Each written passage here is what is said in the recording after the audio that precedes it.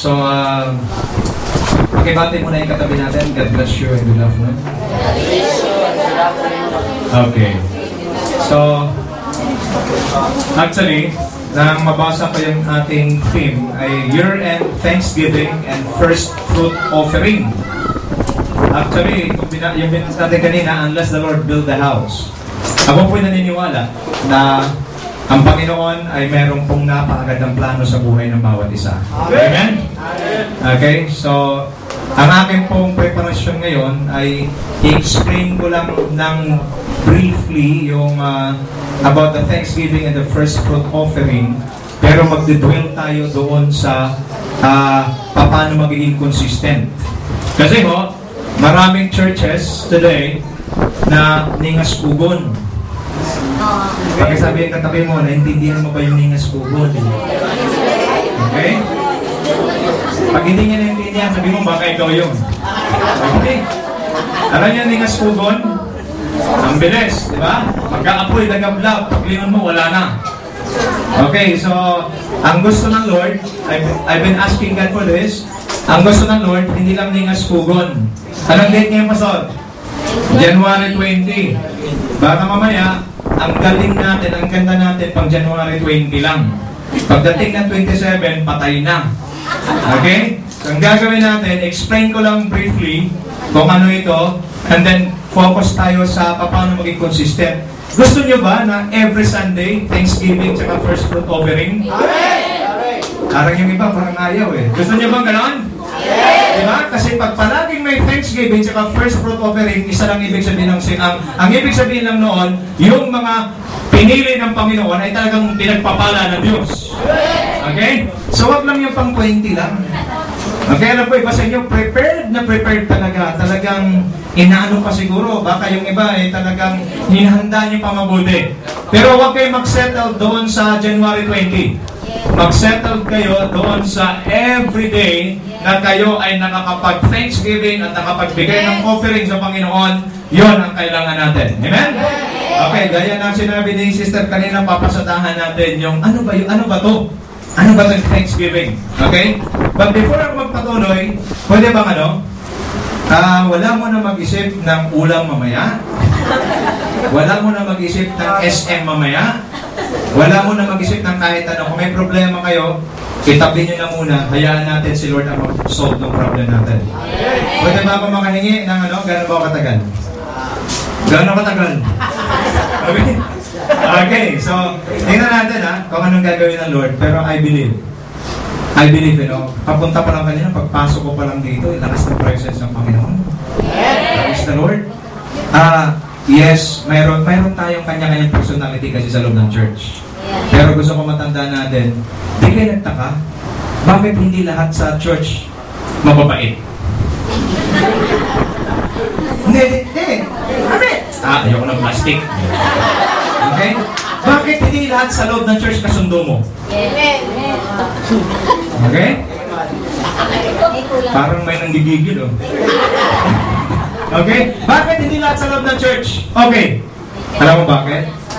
Kasi pinagsama-sama ng Panginoon yung talagang hindi magkakasundo.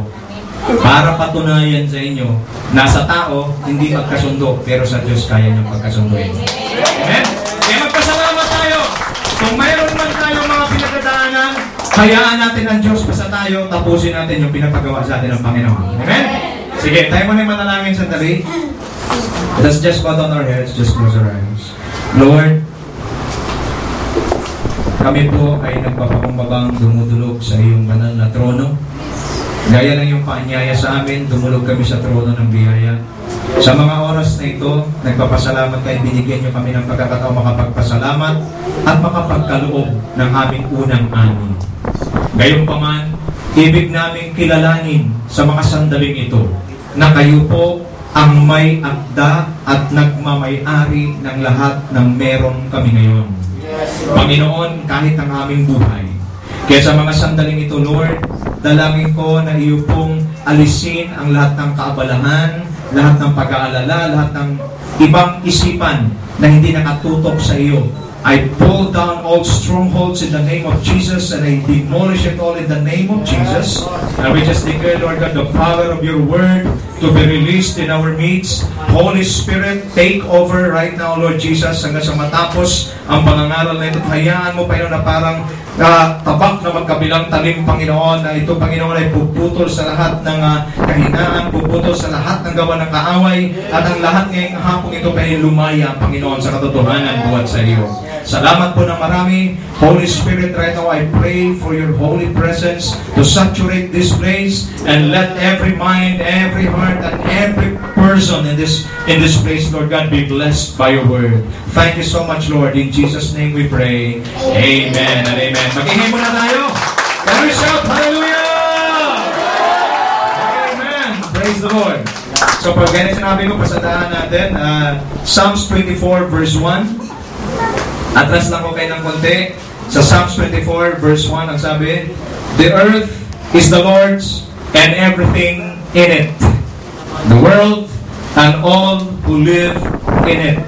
Tagalog ho? Okay, ano po nakalagay sa Tagalog? Tingnan po natin para ho klaro. Okay, dali lang po titingnan ko sa Tagalog kung ano po ang nakalagay. The earth is the Lord's and the fullness thereof and all that is in it. At ang sabi ho sa Tagalog, mga kapatid, ayan niyo pong basahin ko, ang buong daigdig at ang lahat ng naroon, ang may-ari si Yahweh, ating Panginoon. Amen? Okay, so everything, lahat ko ng buong mundo, lahat ng naroon, kasama langgam, kasama lahat, kahit tayo, lahat tayo ay pag-aari ng Panginoon. Amen. Therefore, everything that you have, everything na meron ka, lahat ng yan ay sa Diyos. Amen. Aliwanag ho? Ibig sabihin, huwag natin ipagmamalaki kung anong meron tayo. Sabihin natin, akin to, ako magdesisyon nito. For your information, gumising ka sa katotohanan, ang may-ari ng lahat ng yan ay ang Panginoon. Amen. Yung kalakasan mo galing sa Diyos. Amen. Yung katalinuhan mo galing sa Diyos. Yung kinikita mo galing sa Diyos. Anong ibig sabihin? Walang nagmula sa atin, lahat galing sa Kanya. Amen. Now, reasonable ba na magkaroon ng thanksgiving? Reasonable ba na magkaroon ng offering? Of course, very reasonable. Amen. Tanong! Tingin sa akin sa harap, please, walang pipigil. Kailangan ba ni Lord yung mga offering natin? Mali. Hindi. Bakit kailangan? Poor ba si Lord? Mayaman ba si Lord? Okay. Mayaman pala eh. Iba't kailangan niya ba? Hindi. Hindi. Iba't tayo na magbigay. Ang pagbibigay tingin. Ang pagbibigay ay isa itong pagsubok sa ating katapatan sa Kanya. Amen. Amen. So, ibig sabihin, nagbibigay tayo, hindi para lang sa Lord. Kasi hindi naman na kailangan yung mga binibigay natin kasi meron siya niyan at siya may-ari niyan. Nakuha mo? So, ibig sabihin, the moment na nagbibigay sa Panginoon, tinitest ang iyong puso kung ito'y tunay ka nga ba talagang tapat o nagtatapat-tapatan ka lang. Amen. Pagkasabi sa katabi mo, gumising ka sa katotohanan. Okay? Because most of the time, iniisip natin kailangan ng Diyos. Nagkakalawa ba tayo? Amen. Kailangan ng Diyos kaya magbibigay ako. For your information, hindi ni Lord kailangan. Pero, bakit tayo na magbigay? Kasi mayroon tayong mandate, mayroon siyang inuutos sa atin na dapat nating matupad, dapat nating magawa dito sa mundo. Pero being God, He doesn't need your offering. What He needs from you is an obedient heart. Anong kailangan sa iyo? Pusong masunurin. Anong kailangan sa iyo? Puso na handang sumunod kahit na anong mangyari. Amen. Nagkakanawan pa ba tayo? Amen. Okay. Parang bumigay na yun sa ganun. Pinakabahan ako, baka pagkasunod, bumigay rin yun. Okay? Okay. Okay? So, maliwanag po ba? Amen. Bakit mayroon tayong pagbibigay? Bakit mayroon tayong pasasalamat? Dahil lahat ng nasa atin ay mula sa Panginoon at ang may-ari ay walang iba kundi ang Diyos. Amen. Ngayon, pag kayo po ay nagkakaloob mamaya, kayo nagpapasalamat, nagbibigay ng first fruit, it's a test of our loyalty to God, to our character to God, at para mapatunayan kung talagang tunay tayong lahat. Amen. Amen? Okay, sabi sa katabi mo, siguraduhin mo lang, totoo. Okay? Okay, so okay na tayo. Punta na tayo sa ating pag-uusapan. Psalms 127 verse 1. Unless the Lord build a house, the builder's labor is in vain. Unless the Lord watches over the city, the guards stand watch in vain. Ano ibig sabihin nun ito?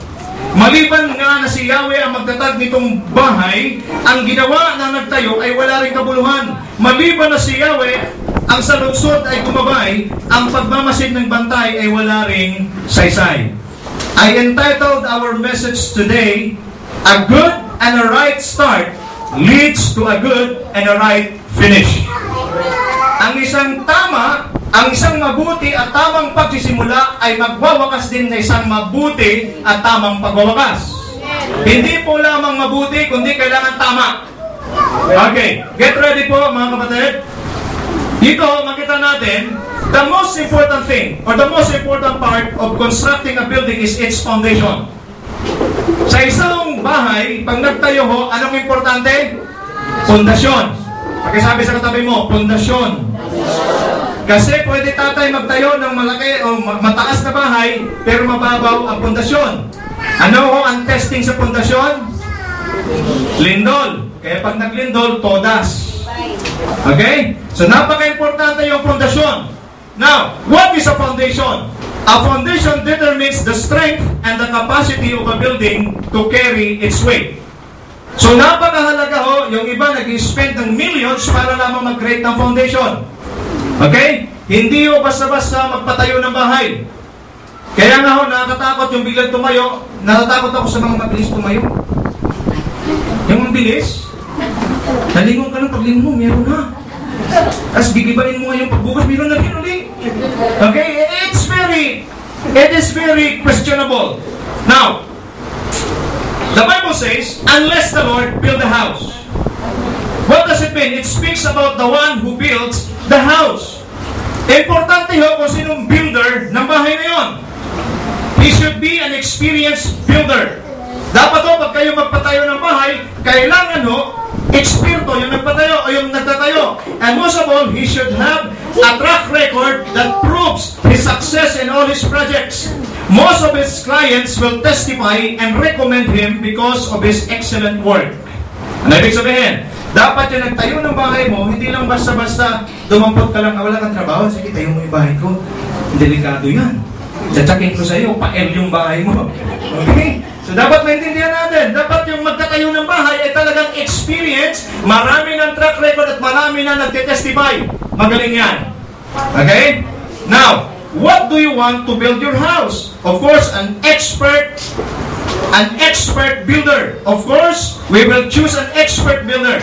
All of us wants to build a strong house. When the storm came, it will remain and it will not fall. Ano naman ang ating iniisip tatay, di ba? Ang gusto natin, pag natayo yung bahay natin, pag dumating yung bagyo, nakatayo pa rin. Tama? Di ba? Parang iba sa inyo, ayaw mag-agree. Gusto nyo pag bagyo, wala na rin bahay bukas.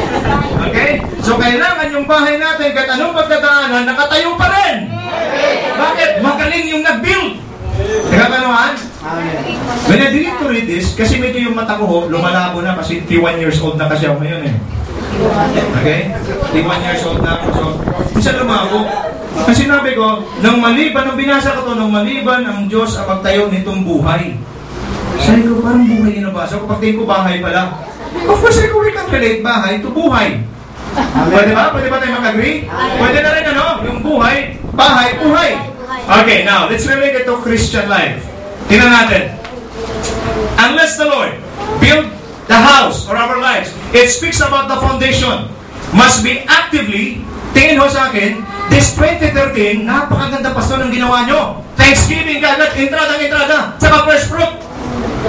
Kinakabahan ako nung sinabi niya sa akin, Pastor, first fruit. Bakit? Alam ko nung December, bakbakan ng gastusan talaga yun eh. Kayo ibang klase. January pa lang, first fruit agad. Sabi ko, ibang klase ito simbahan na to. Anong baliktad yata? Pero nakakatuwa. Okay? So, this 2013, listen carefully, pag-i-take note po ito. With regards to foundation, napaka-importante na yung builder ay actively involved in our lives. Jesus must be actively involved in your lives. Lahat ng kabataan, magsabi ng amen. Amen! Daming bata, naging kabataan na. Yung iba katabaan na, yung iba kabataan. Okay? Ang ibig sabihin, God must be actively involved in our lives. Amen! Kahit sa pagpili ninyo ng boyfriend, ng girlfriend, kailangan active si Lord na involved.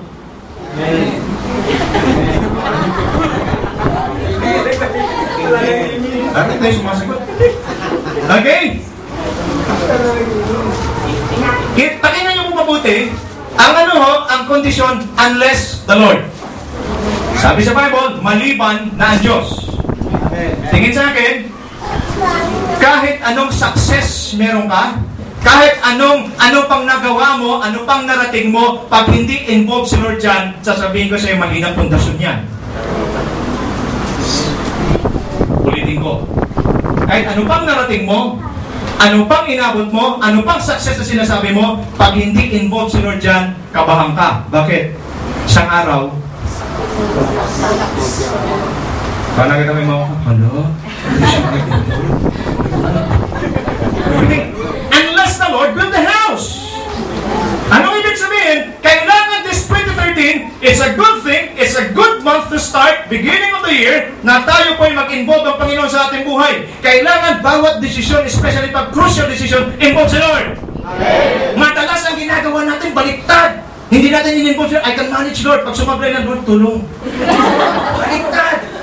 Tingin sa akin, pag si Lord involved, tingin ko, tingin.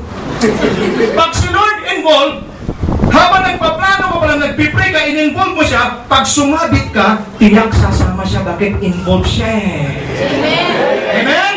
Kaya pag sumabit ka, oh Lord, sabit eh. Okay, sabi naman, no problem. Bakit? Lord, mukhang imposible lusutan to eh. Sabi na kaya, with you it's impossible, but for me, nothing is impossible. Walang kamay mga tao dito. Hallelujah. Matay! Kailangan, hindi yung ikaw lang muna. Kailangan ba nagpaplano ka, kayong mag-asawa, kayong buong church, dapat involve si Lord. Bago natin pupunta, atake tayo ng atake. Atake natin yan. Ano tayo dun? Kailangan, bago pumasok, involve si Lord. Para ano? Para pag mayroong problema, whether you like it or not, mga kapatid ko, huwag sana kayong kabahan, sana makabalik pa ako rito. Gusto ko lang sabihin sa inyo, habang buhay tayo, mayroong problema kakaharapin. Tanong sa akin mga member ko, Pastor, hanggang kailan? Hanggang buhay ka. Kung gusto mo wala ng problema, hala, sumalangit ka. Nagkakanawaan tayo? Nagkakanawaan mo ba tayo? So therefore, kung mayroong pa ng problema ang dumarating, saan kailangan mong gawin na i-involve mo si Lord. Ako hindi na ako kumikilos kung hindi siya involved. Bakit? Mapapagod na ako, mapapahamak na ako. At ayoko masugatan na hindi ko siya kasama. Amen. Ayoko masugatan na hindi ko siya kasama. Amen. Kasi pag kasama ko siya, kahit may sugat ako, habang nagpapatuloy mo sa paglalakad, pinapagaling niya ako. Amen. Hallelujah. Important. Unless the Lord. This 2013, kung pagod ka na sa 2012, natalo ka ng 2012, di ba, makakamawi ka pa sa 2013. Anong kailangan mong gawin? This year, Lord God, magde-decide na ako, Panginoon. Involved ka na sa buhay ko ngayon. Napaka-importante po nito. Kahit sa church, please, yung church po, ako ba yung kinakato? Okay. Kahit sa church, tingin o. Kahit sa church, I believe. Alam niyo, galing kami ni Pastor sa Baguio, ang ganda ho ng prophecy para sa 2013. Gusto niyo malaman? Gusto niyo malaman? 2013 is the year of the Lord's favor for His people. Ibig sabihin, may pabor ang Diyos sa church this 2013. Now, tumingin kayo sa akin, hindi lahat makakakatch noon. Ang makakakatch lang noon, yung lamang mga church na ini-involve si Lord sa kanilang activities, ini-involve si Lord sa kanilang worship service, ini-involve si Lord sa lahat ng kanilang ginagawa. Bakit? Dahil pag-involve ang Panginoon, pag-involve siya, sigurado, kahit na ano pang ating pagdadaanan, tiyak makakaya natin, hindi sa lakas natin, kundi sa lakas ng ating Diyos na buhay. Hallelujah! So let's involve God. Spiritually, emotionally. Spiritually, wala nang question dyan. Dapat involve si Lord palagi. Amen. Pero maraming Kristiyano tampuhin pa rin Emotionally, dapat involved na si Lord. Amen? Amen. Yung mga emosyon natin, dapat ang tawag mo, mapanday na yan. Amen! Amen. Pagkatanong kayo katabi mo, hawak mo yung kamay, tampuhin ka pa. Ano sabi? Ano sabi? Mukha pa? Okay? Kasi maraming Kristiyano, tampuhin pa rin. Alam nyo ho, this 2013, itapo na natin yan. Pagkasabi sa katabi mo, tapon mo na yan.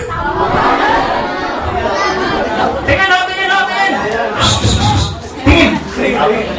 Yung basura, alam niyo naman siguro ka ng basura. Tama?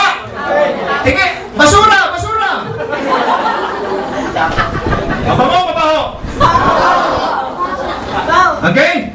Sino sa inyo natutulog, dala-dala yung basura? Sino sa inyo kumakain, dala-dala yung basura? Sino sa inyo nagpupunta sa church, dala-dala yung basura? Alam niyo ba yung tampo, yung sama ng loob, yung hindi pagpapatawad, basura yan. Pag ako pa naman tumi, nakikita ko sino may dala-dala niya. Nagkakanuhan po tayo? Kaya nga walang chance sa atin yan. Ang basura saan tinatapon? Sa basurahan! This 2013, pag hindi ka makalampas dyan sa pagiging tampuhin, hindi ka makalampas dyan sa galit mo, sa inis mo, tapos ka. Nananakot ka ba? Hindi. Sinasabi ko lang, hindi ka makaka-receive ng blessing mula sa Panginoon. Amen? Kaya sabi sa katabi mo, hawak mo yung kamay, pisilin mo, itapon mo na yan. Okay? Okay? Wala ba na siya? Hindi naman tapo sa'yo. Okay? Okay? We need to do that. Mayroon pong isang pastor, nag-preach siya. Ang sabi, sa English po ito, sabi niya, we should forgive everyone who offended us, everyone who hurt us. Let's forgive them. Pagkatapos siya mag-preach, lumapit ang isang babae. Ang sabi ng babae, Pastor, I cannot do what you said a while ago. Sabi ng pastor, bakit? I cannot forgive my mother. Saktan siya ng nanay niya. Sabi ng pastor, but you should forgive. That's what the Bible says. No, I cannot do it. I cannot do that. So sabi ng pastor, sabi niya, you cannot do that, then don't. What? A while ago you said I need to forgive, but now you said don't. You don't want to forgive, then it's up to you. Di sagot ng babae, anong gagawin ko? Anong gagawin ko sa unforgiveness ko? Simple lang sabi ng pastor, then go to hell with it. Pag hindi mo natin papakawalan yan, kayo pa rin yung mga tipong tampuhin, masama ang loob, may galit. Di ba tayo naiyak? May galit tayo, Kristiyano, may galit tayo.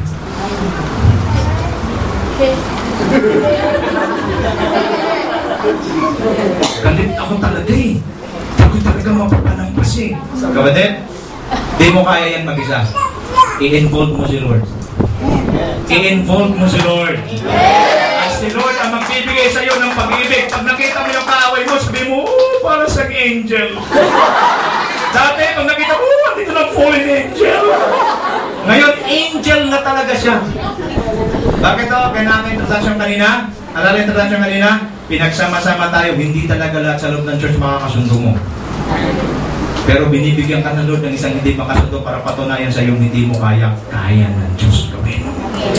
At ikaw, pag napatunayan mo yan, oh, hallelujah, mamaya hayakapin nyo kaagad, huwag nyo lang pahalata.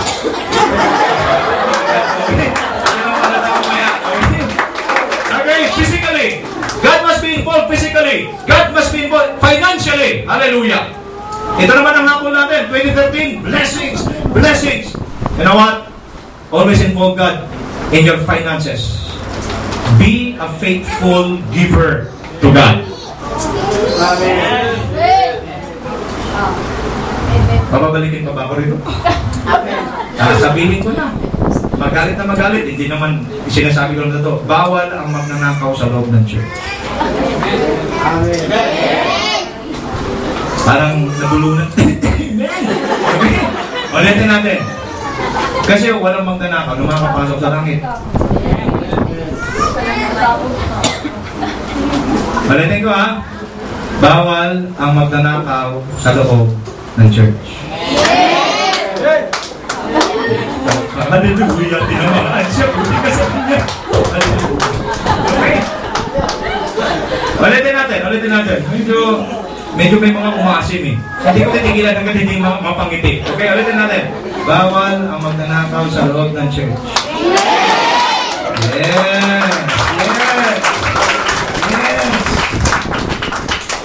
Ito ho ay hindi para patamaan ka, hiyain ka. Wala ho nagsabi sa akin, pero i-impress ito ng Panginoon. Bakit? The only way for us para maka-breakthrough tayo financially is to be faithful in giving our tithes and offering. Ulitin ko, gusto mo ma-bless? Be faithful in giving your tithes and offering to God. Kuhanay? Okay. So if you are faithful, then God will involve in your finances. Amen.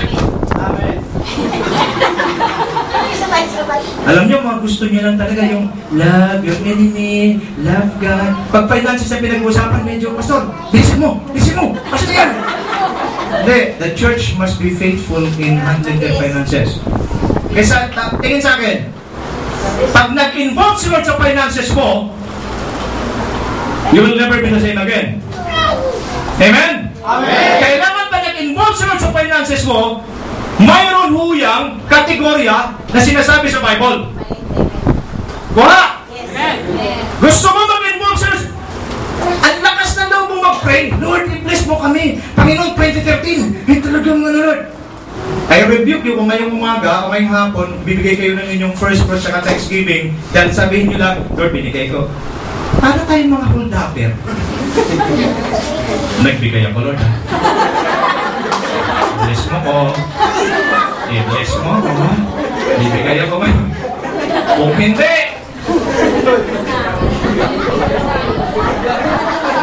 tumatawa sa punano. Okay? Pagdating ngayon, bago kayo magbigay mo ba yan, medyo okay na. Talagang tumayno na doon, nakadali na naman ako. Okay, di ba? Bibigay ako ha. Pinag-ipunan ko, pinag-alkansya ko pa talaga ito. Pinalitan ko pa sa bangko ng mga baktik. Okay, talagang mga malutong pa eh. Maray. Kapatid, tingin ho mga kapatid, tingin ho. Ito ho para sa inyo. Makalimutan nyo lang tayong sabihin, pero pagdating sa finances, tandaan nyo po ito mabuti. Mag-i-involve lang ang Lord sa finances mo. Mag-i-involve lang ang Lord sa finances mo. Pag faithful ka sa iyong tithes and offering sa Kanya. At syempre, para maintindihan nyo mabuti sa malinaw at walang halong pagtuturo talaga ito, pag ikaw naman ay hindi faithful sa tithes and offering mo, nag-i-involve ang demonyo sa'yo. Diyan ko lang mas lumako? Oo. Alam na tayo? Wala na ho! Wala na sa'yo yung mga tipong, kasi ganito, pagkano. Diretso na. Pag involve, gusto mo sila mag-involve, be faithful in giving your tithes and offering. Pag hindi ka nag-involve, kasama mo siya. Sino? Okay? Aliwanag tayo? Okay ba tayo? Okay pa natin mo! Pray to the Lord! Amen? Amen! Hallelujah! Wala pa namang naniningkit ang mata. Okay pa? Tuloy tayo. So, even in our church, God must be actively involved. He should be the one leading the church through the leadership of the pastor. In the church, gusto ni Lord mag-reign. Amen. Amen. In the church, gusto ng Lord mag-reign. Pero paano niya gagawin? Through the pastor. Loves niyo ba yung pastor niyo? Kita ko, ganun. That's not siya. Okay? Huwag yung payo ko. Tingin sa harap. Kasi nakikita ko sa mata, kung totoo ito eh. Okay, game ha?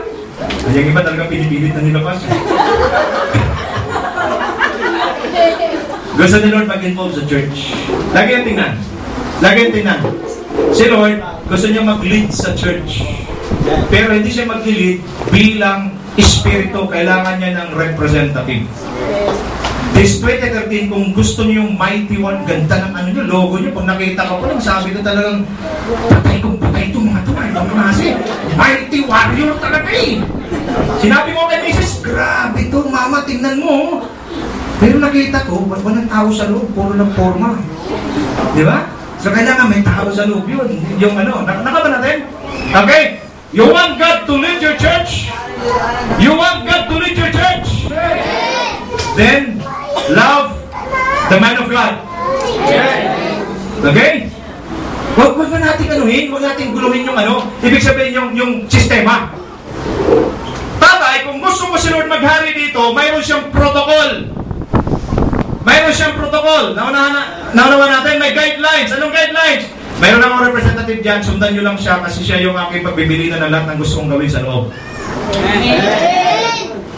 Okay? Klaro na tayo? Okay. Repeating ko lang. Okay, spiritually, kailangan involve si Lord. Emotionally, wala nang tampuhin. Wala nang gagalit-galit dyan. Sige, pag galit ka pa rin, hala, isama mo yan. Tingin kayong dalawa, diretso bulusok yung pierno. Okay? Number 3, finances. Ano kailangan gawin? Faithful sa? Tingin. Hindi tight, ha? Tight. Okay? Tight. Tights natin. Kasi pag tight lang, medyo tight ang hawak talaga eh. Okay? Tithes and offering. And then, sa church, kailangan siya yung nag-lead. Amen? Okay. So mukhang magandang kasama natin. Now, if not, pag hindi mo ito nangyari, pag hindi sila na nag-build, the builder's labor is in vain. All that you do boils down to nothing. Ito pinakamahirap eh. Lahat ng ginagawa rin natin, pag hindi involved si Lord, zero. Nanawa po natin? Ayaw nyo naman yata ng 2013 na bokya. Ano gusto natin? 2013 na prosperous. Amen? Pero pag hindi si Lord involved, bokya, yung 2013 natin, sayang naman. Okay? Kaya nga pinadala yung Pastor Menonal para maintindihan natin. Okay, what to do? Surrender your life and plans to Him. Sir, anong plano mo? Surrender mo kay Lord. Di ba? Kailangan bago ka magplano, bago ka mag-execute, isurrender mo muna sa Kanya para involve siya. Then whether you like it or not, may sabit talaga along the way. Pero pag mayroong problema along the way, ano sabihin mo lang? Lord, kasali ka rito ha. So ang Panginoon, medyo magaan ang pakiramdam. Sino sa atin dito, di ba? Pag mayroon tayong kasama na medyo alam natin ng malakas, hindi tayo masyadong kabado. Amen? Pero pag ang kasama natin, pare-pares lang tayo, tapos mas mababa pa sa atin, tapos mababa na rin tayo, pagka mayroon nangyari, wala na, baba na lahat. Nagkakanawan tayo? Pero pag mababa lahat, tapos meron tayong malaking kasama, ang sinasabi natin, sige, subukan mo kaming galawin. Lagot ka sa Kanya. Di ba? Nag-gets pa natin to? Nag-gets pa natin to? Ang Diablo, gusto ko talagang kunin. Pero ang sabi ng Panginoon, sige, try mo. Sige, galawin mo yan. Lagot ka sa akin. Bakit? Involve ako dyan. Kasama ako sa grupo na yan, kasama ako sa buhay niyan. Hallelujah! Palapakan natin si Lord. Nanay, pag in-involve mo si Lord, para mong pinapaprotektahan sa Diyos ang iyong buhay, ang iyong kabuhayan, lahat ng sayo! Pero pag hindi siya involved, para mong ginano ng sarili mo, Satanas, tamaan mo ako. Bakit? Hindi si Lord involved eh. Satanas, dito ka, dito. Hallelujah! Okay? Kaya pagkatapos ng ano, talagang wasak-wasak talaga eh. Nagkakanawan tayo? Hallelujah! Now, malapit na matapos. Okay? Surrender everything to Him. Believe God for the impossible. This 2013, I want you to believe God for the impossible. Because what is impossible to man is possible with God. Kailan tayo matututong magtiwala sa Diyos? Stir up natin faith natin. Most of the time, naniniwala lang tayo sa Panginoon, then naintindihan natin na kaya niyang gawin. Pero, have you come to a point na dumating ka sa imposibleng bagay na sa buhay mo? At anong challenge natin ngayon 2013? Believe God for the impossible. Mayroon bang imposible sa buhay mo ngayon? Ay, hindi na nagkakamali na nung ka na pinuntahan. Bakit? Ang Diyos natin ay Diyos ng mga imposible. Anong imposible sa iyo? Kaya niyang gawin. Bakit? Walang imposible sa Kanya. Hallelujah. 2013 is your chance. Anong chance mo sa 2013? Ibigay sa Kanya mga imposible. Lahat ng posible iyo, pag imposible ibigay mo sa Kanya. Bakit? Pag involved na siya, makipag-cooperate siya sa iyo. At ikipag-cooperate sa Kanya, hallelujah. Pinakatabesong ka teamwork, walang iba kundi Diyos. Palapakan natin si Lord. Hallelujah. Hallelujah. Kami siya, hallelujah. Okay. Unless the Lord watches over the city. Okay? Unless the Lord watches over the city. Sino naman nagbabantay? Today, crime rates increases. Economic recession is happening all over the world. Even the most powerful country, the United States of America, is not exempted. This verse reminds us that where we're going to place our trust and confidence. If we continue reading, the Bible says, the guards stand watch in vain. Dito ho, 2013, importante, saan ba ang iyong trust and confidence nakabase? Tasong kamay ng mga may trabaho. Ulitin ko. Medyo mahirap para kausapin yung Tagalog dumito. Please raise your hands, those who have jobs. Pakakita mo, pang-English sila eh. Okay. Mahirap daw sabi. Okay. Di pa rin na parang iba, taas ang kamot sa mga may trabaho. Okay? Ano ibig sabihin, no? Minsan, no, we put our trust and confidence sa ating work. I have my job. I am a permanent employee of blah blah blah company. I'm safe.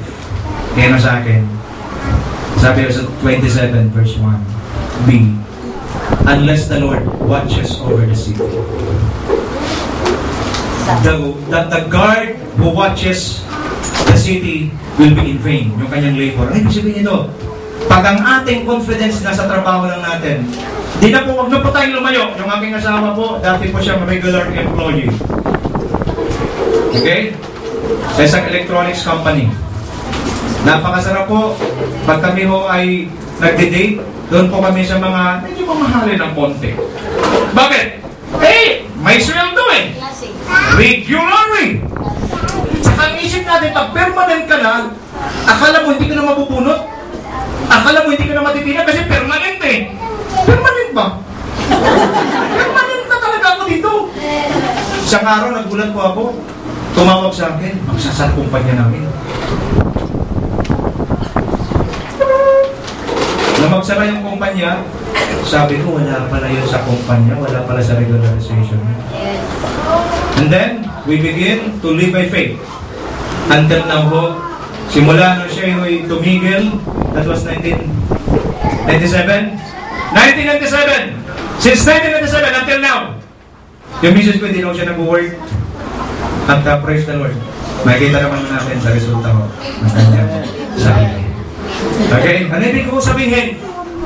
Isip natin, naku, pag wala kong trabaho, paano na kaya ito? If God is the one who protects you, He will provide because He is a God who provides all our needs. Wala pa natin si Lord. Kaya ho, wag natin ibigay yung kumpiyansa natin, yung ating pagkitiwala sa tao, sa sino man, sa kumpanya, o ano man yan. Bakit? Isa lang ang totoo, isa lang ang tunay, walang iba kundi ang Diyos na buhay. Okay? Mayroon kang trabaho, maganda yan. Pero above your work, you must trust, you must put your trust and confidence to God. Amen. Okay? Okay ba? Okay. Sige. So dito, makita po natin, unless the Lord watches over the city, speaks of our security and protection. Let's ensure that we are secured in the hands of God this 2013. Don't put your security in your job, finances, friends, family, wife, because all of them are temporary. They will all cease whether you like it or not. Tama? Amen. Tama?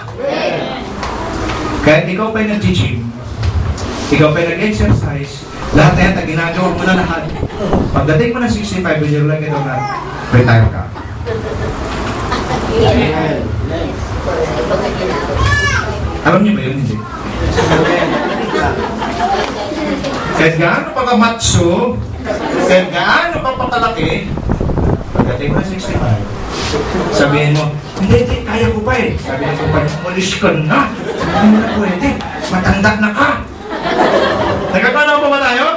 Hindi, gusto ko pa mag-work eh. Hindi na nga pwede. Bakit? Eh, pag may manggan ako, di mo na kayo kapulin. Mabagal na ka. Nagkakalaw pa ba tayo? Ibig sabihin, yung trabaho natin may hangganan. Even our loved ones, may hangganan din. Kaya nakakatakot pag yung confidence natin nandun sa work dahil matatapos yun, yung confidence natin na sa tao, mamamatay yun. So ano kailangan natin gawin? Dapat mautak tayo 2030 na. Kailangan yung confidence ko at trust ko, ibibigay ko lang sa Lord. Bakit? Mamamatay ang lahat, matatapos ang lahat, pero ang Diyos ko, our God, is an eternal God. Eternal God! If you put your trust in eternal God, you will have an eternal blessing! Hallelujah! Let's give a big hand to the Lord. Hallelujah! Praise God! Praise God! Praise God! Only God is permanent and eternal. Amen. If you put your trust in God, then you are investing to an eternal and permanent God. Hallelujah! Today, gusto ko pong sa atin, i-share itong tatlong bagay. Dito ako magtatapos. We have 3 priorities this 2013. These 3 must be done 100%. Ready na po tayo? Para po tayo po ay talaga siguradong involved si Lord, para po tayo siguradong protektado ng Panginoon. Number 1 ho, loyalty to God. Loyalty to God. Number 2 ho, prioritize God. Number 3, commitment to obey God. Isa-isa po explain sa mabilis po pamamaraan. Una, loyalty to God. Kung 2012, bulakbul ka, ang tawag ko dyan, laboy na Kristiyano, naglalaboy lang. Nakita niyo yung mga palaboy?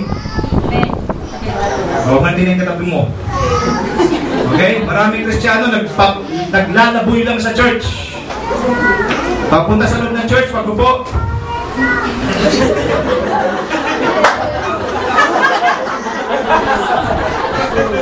Sinasamba ka namin. Okay? Sinasamba. Naglalaboy lang sa loob ng church. Okay? Pag sabi pa lang ng pastor, maiwan lahat ha. May pag-uusapan tayo. Oh, amen! Okay, pang-address. So, daming... Sapol ba? Sapol ba? I rebuke you! Okay? Naglalaboy lang. Alam nyo, tingin sa akin, Sir, kung meron kang 2 tauhan, yung isa loyal, yung isa naglalaboy lang, sino ang i-reward mo? Yung loyal. Tama? Sino ho ang madalas nakakuha ng mga award sa isang kumpanya? Hindi yung mga tipaklong. Nakita mo rito, mamaya-maya, dito naman sa kabila. Mamaya-maya, dito na naman sa kabila. Mga kapatid, 2013, loyalty to God. Loyalty to God speaks about protection. Remember Meshach, Shadrach, and Abednego? Nung sila may tinapon sa pugon, ano sabi ni Nebuchadnezzar? Mayroon pa kayong chance. Bago may itapon, sasamba kayo sa akin o hindi? Nasabi nila, hindi kami sasamba. Sabi ng tatlo, matindi talaga yung loyalty ng tatlo eh. Tingin sa akin ng tingin. Ano sabi ng tatlo? Matindi loyalty. Ililigtas pang kami o hindi ng aming Panginoon. Hindi pa rin kami sasamba sa iyo. Grabing loyalty ito. Hindi katulad natin, iba eh. Pag walang bigas ngayon, hindi ako mag-church. Pag walang ulam na darating, Lord, hindi ako mag-church. Kapakatawanan ko yan. Kaya i-bless mo na ako dahil kung hindi. Para sino pa may ano, para sino sabi nila, teka. Pero sila iba eh, ililigtas mong kami o hindi. Hindi rin kami sasama. Tingin sa akin, Naghahanap si Lord ng mga loyal na mga Kristiyano sa Kanya. Okay, tanong lang kami mo, ikaw ba yun? Sabi yun!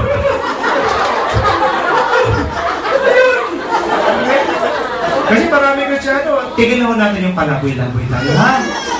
Amen? Wag na yung pag-worship, hindi yung pagkada eh. Sinasamba kita. Okay? Dapat seryoso ka na. Why? Because it speaks about our protection. If you are loyal to God, then you are loyal to the church.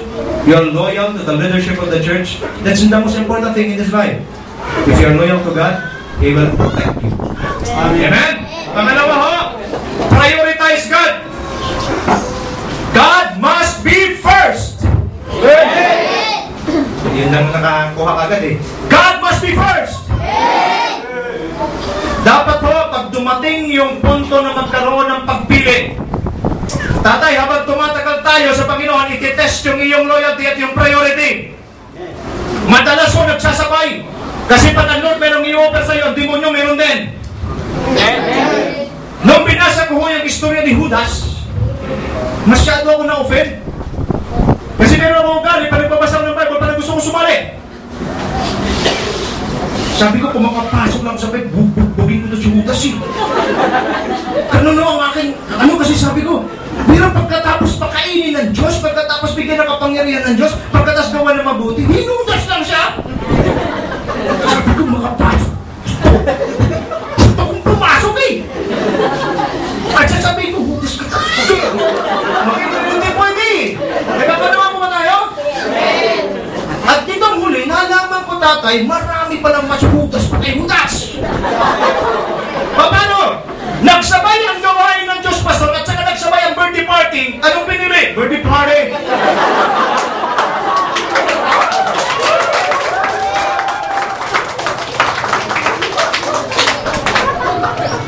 Buti pa si Judas, sir. 30 pieces of silver. Ang mga Kristiyano, mas Judas pa kay Judas, isang platong spaghetti lang. Pinagpalit na si Lord. Tapos magtanong-tanong pa, bakit di ka mabili? Bakit ang hirap ng buhay? Judas ka eh.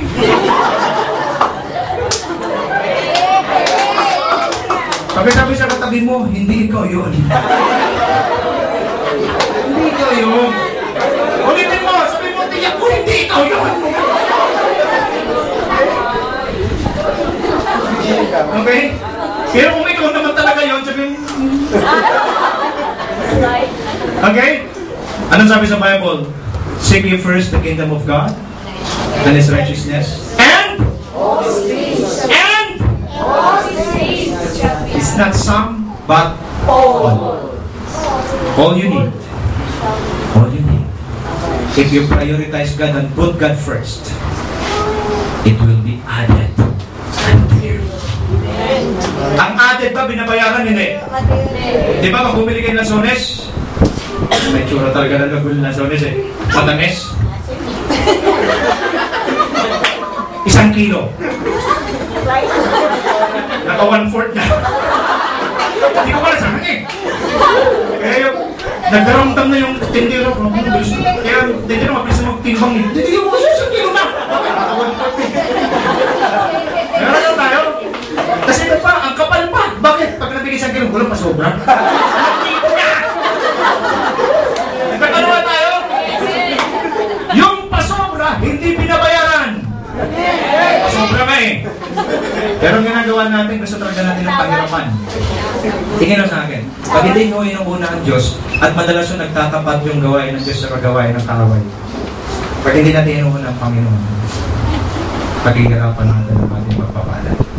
Pero pag inuuna natin ang Diyos na rin ang magbibigay ng pagpapala. Kahit hindi natin inasa, binibigay niya sa atin. There is a reward of prioritizing God! There is a reward of prioritizing God! Huwag ka natin saktan ang puso ng Diyos, masyado na siya nasaktan. Mantakin mo, isang platong spaghetti lang ang katapat niya. Mayroon pa tayong ugali, ganito. Di kasi pastor, di muna ako mag-church. Bakit? Birthday kasi ng kumpare ko, mahirap naman pag nagtampo siya eh. Mangatal ka, abang ka. Mas inintindi mo yung galit galit ng tao sa galit ng Diyos.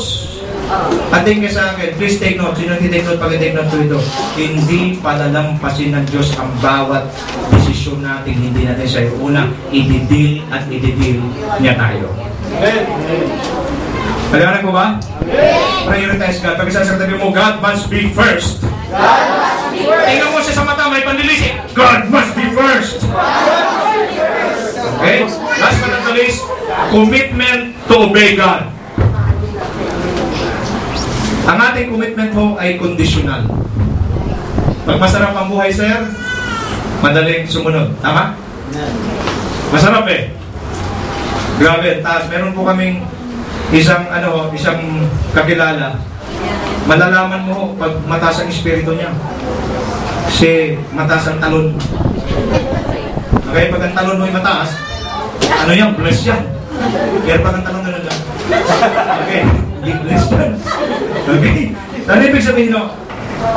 Commitment to obey God. This is the most important thing. Ang sabi ko sa Deuteronomy 28, 1-14, kaya lang magbasa, blessings are only for those who are obedient to the Lord. Kuha ko ha? Ang blessings para lang sa mga masunurin. Ulitin ko, ang blessings para lang sa mga masunurin. Pero pag ikaw ay matigas ang ulo at talagang rebelde ka sa Diyos. Grabe naman yan si Pastor magsalita. Hindi mo na sinasabing hindi ka masunurin sa Panginoon. Rebelde ka! Pag hindi ka masunurin, rebelde ka sa Diyos. Instead na blessings, curse ang nare-receive mo. 2013 is the best time to start. Tapos na ho ang pag-rebelde sa Panginoon. Mayroon si Lord in-offer sa atin lahat ngayon ng amnesty. Amen. Lahat ng rebelde, hindi ipa-firing squad. Lahat ng rebelde, sa pamamagitan ng pastor na may nunal, pinapabot ko sa inyo, mayroong ino-offer si Lord na amnesty. Hindi ka sisingilin sa lahat ng iyong pagsuway, hindi ka sisingilin sa lahat ng sinunog mo na bas, hindi ka sisingilin sa lahat ng mga kakapalpakan mo. Ang gusto niya lang mangyari, lumapit ka at ikaw ay kanyang re-referent. At gusto ko sabihin sa inyo, sabi mo, pastor, durog na babo, parang hindi nagpapurapat dapat. God can restore broken pieces into a wonderful masterpiece. Kung durog ka ngayon, ang Diyos ay handang-handang ikaw ay muling itayo. So, number 1, loyalty to God. Loyal sa Panginoon. Kahit ano mangyari, kay Lord tayo. Amen. Prioritize God. If you want to be blessed by God, prioritize Him. Pag nagsabay yung birthday sa Panginoon, nagtaka nga ako sa atin. Pag sinasabi may outing ang church, puno ang bus.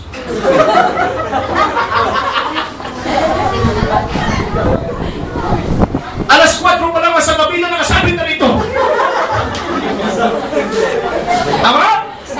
Tama? Pero pagdating sa church, alas 10 wala pa. Hanggang kailan tayo maglalaro? Tingnan na sa akin lahat.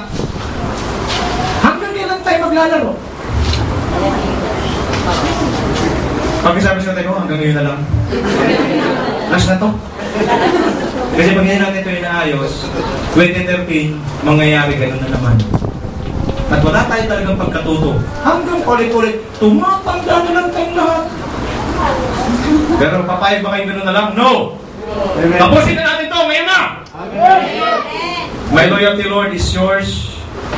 Priority kita at committed akong sumunod sa iyo no matter what the cost. Amen. Jesus, obey your Father till death. Kaya niyo ba ito? Kaya ba natin ito? Ganda pa naman ang pangalan ninyo, Mighty Warrior.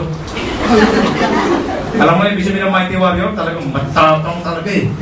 Alam mo yung mga warrior dati, pag nasugatan, lalong sumisigi. Baka pa yun, sugatan na ng konting.